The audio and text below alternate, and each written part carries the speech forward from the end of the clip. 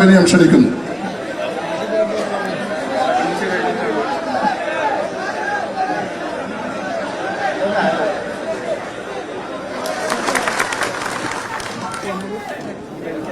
നമ്മുടെ പ്രിയപ്പെട്ട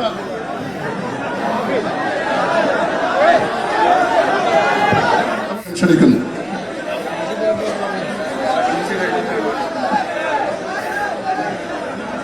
എന്തോന്നാടേ ഇത്, എന്തോന്നാ?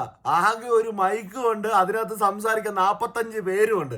ആ പ്രിയപ്പെട്ട ആ ചേട്ടനൊരു മൈക്ക് കൊടുക്കടേ. ഒരുമാതിരി ഗ്രഹണി പിടിച്ച പിള്ളേർ ചക്കക്കൂട്ടാൻ കണ്ട അവസ്ഥയാണല്ലോ. ആ സദസ്സിലിരിക്കുന്ന ആൾക്കാരെക്കാട്ടിലും കൂടുതൽ ആ വേദിക്കകത്തുണ്ട്.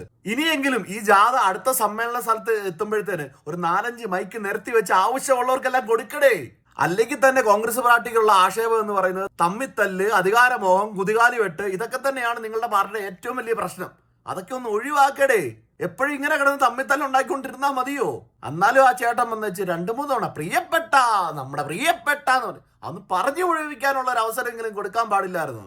പാവം ഇന്ന് ഉറങ്ങത്തില്ല സങ്കടം കാരണം.